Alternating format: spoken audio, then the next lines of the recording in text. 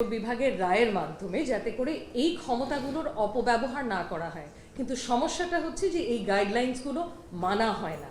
এবং এখানে বিচার বিভাগেরও আরেকটা বড় ধরনের ভূমিকা আছে, যেটা বিশেষ করে আমরা সবাই ফিল করেছি জুলাই অগস্ট গণ অভ্যুত্থানের সময়, যে একটা রিট দায়ের করা হয়েছিল যে পুলিশ যাতে আন্দোলনকারীদের দিকে গুলি না ছুটতে পারে। এবং এই রিটটা যখন দায়ের করা হয়, প্রথম দিন যখন শুনানি হয়, তখন কিন্তু বিচারপতি, স্পেশালি প্রিজাইডিং জাজ, যে সিনিয়র জাজ, কিছু বক্তব্য করেছিলেন যে এই আমাদের জাস্টিস সিস্টেমের একটা মকারি হচ্ছে, রেফারিং টু হারুন সাহেবের খাওয়ানো দাওয়ানো পুলিশ স্টেশনে বসিয়ে, তাছাড়া এই যে গুলি ছড়াছড়ি হচ্ছে, এই সব কিছু বিবেচনায় নিয়ে এরকম একটা বক্তব্য করেছিলেন। কিন্তু আদেশ দেওয়ার সময় তার 2-3 দিনের মধ্যেই যখন আদেশটা দিল, রিটটা খারিজ করে দিল। ততদিনে কিন্তু আমরা সবাই ভিডিওস থেকে শুরু করে ইমেজেস সব কিছু দেখেছি যে অ্যাকচুয়ালি লাইভ রাউন্ডস ছোড়া হচ্ছিল প্রোটেস্টার্সদের দিকে। কিন্তু তারপরেও বিচার বিভাগের স্বাধীনতার ঘাটতি ছিল, স্বাধীন ছিল না বলেই এরকম একটা অবভিয়াস জিনিসও খারিজ করে দেওয়া হলো। সো পুলিশের অ্যাকাউন্টেবিলিটির কথা যখন আমরা বলি, একটা তো হচ্ছে ইন্টারনাল অ্যাকাউন্টেবিলিটি, যেটা আইনে আছে, আই বিলিভ সেকশন 7 আইনের, সেখানে ইন্টারনাল অ্যাকাউন্টেবিলিটির কথা আছে। সেটাকে আমাদের একটু এক্সপ্যান্ড করতে হবে, কারণ আমি ভাষাটা দেখেছি, ভাষাটা হচ্ছে নেগলিজেন্স রিলেটেড লায়াবিলিটি, যে দায়িত্ব পালন করার সময় যদি অবহেলা হয়ে থাকে, কিন্তু সেটাকে বাড়িয়ে করাপশন এটার মধ্যে ঢোকাতে হবে, মানবাধিকার লঙ্ঘন এটার মধ্যে ঢোকাতে হবে।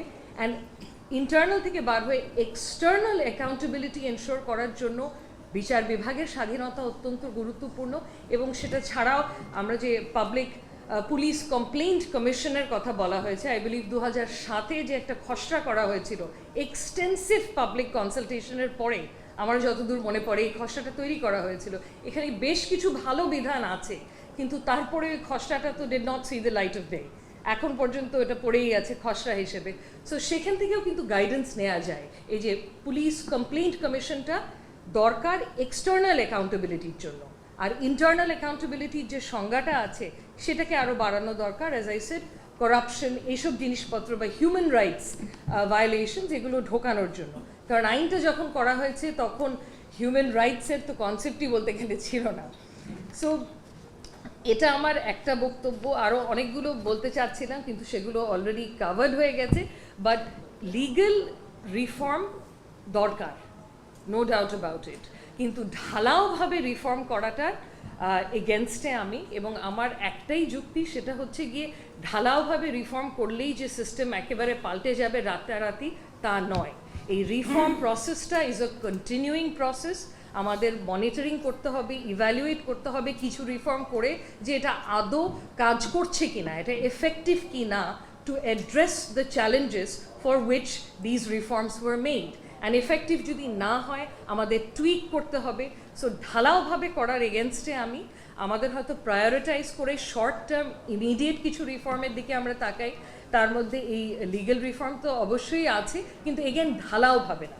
মানে দলীয়করণটা কিভাবে কমানো যায়, করাপশনটা কিভাবে কমানো যায়, যে 3 টিয়ার সিস্টেম থেকে সবাই বলছে যে 2 টিয়ার সিস্টেম অফ রিক্রুটমেন্টে যদি আমরা চলে আসি, তাহলে হয়তো করাপশনটা, দলীয়করণ বেশ কিছু দূর কমবে।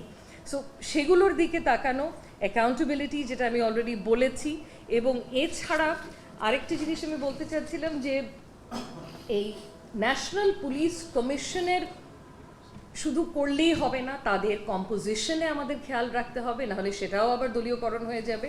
তাদের টার্ম আমাদের ফিক্স করে দিতে হবে, তাদের উপরে সুপারভাইজারি, মেবি একজন বলেছেন যে পার্লামেন্টারি স্ট্যান্ডিং কমিটির কথা, সেটা থাকাটাও প্রয়োজন। মানে চেকস অ্যান্ড ব্যালেন্সেস থাকতে হবে, কোনো একটা সিঙ্গল বডির মানে কনসেন্ট্রেশন অফ পাওয়ার যাতে না হয়।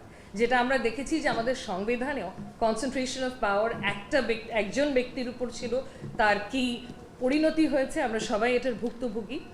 এবং আমি আর বেশি কিছু বলবো না, এতটুকুই বলবো, এটা সাবেক আইজিপি মহোদয় অলরেডি বলেছেন যে পলিটিক্যাল সদিচ্ছে যদি না থাকে কোনো কিচ্ছু করা যাবে না। ঢালাওভাবে রিফর্ম হবে, রাজনৈতিক সরকার আসবে, ইমিডিয়েটলি সব রিফর্ম আবার রিভার্স করে দেবে বা বাতিল করে দেবে। সো পলিটিক্যাল সদিচ্ছেটা দরকার।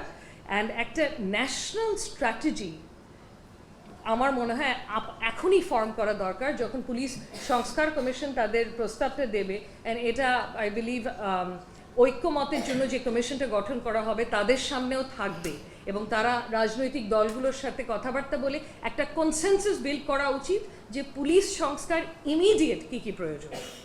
আর লং টার্ম সংস্কারগুলো রাজনৈতিক নির্বাচনের পরে যে দল আসবে ক্ষমতায় বা যে সরকার আসবে তারা করুক, কারণ ঢালাওভাবে একেবারে আমি এগেনস্টে। আরেকটা কথা, এটা আমি পুরোপুরি শিওর না, কিন্তু বাজেটারি অ্যালোকেশন নিয়ে আমি বেশ কিছু বক্তব্য শুনলাম যে পুলিশের উপরে যে এক্সপেন্ডিচার সেটা নন ডেভেলপমেন্ট এক্সপেন্ডিচার হিসেবে গণ্য করা হয়, তার জন্য হয়তো কম হয়। আমি এটা পুরোপুরি 100% শিওর না, but maybe it's time to rethink that, কারণ এটা ডেভেলপমেন্টের সাথেও আইন ল অ্যান্ড অর্ডারের connection is pretty obvious. So আমি এখানেই শেষ করব আমার বক্তব্য। ধন্যবাদ।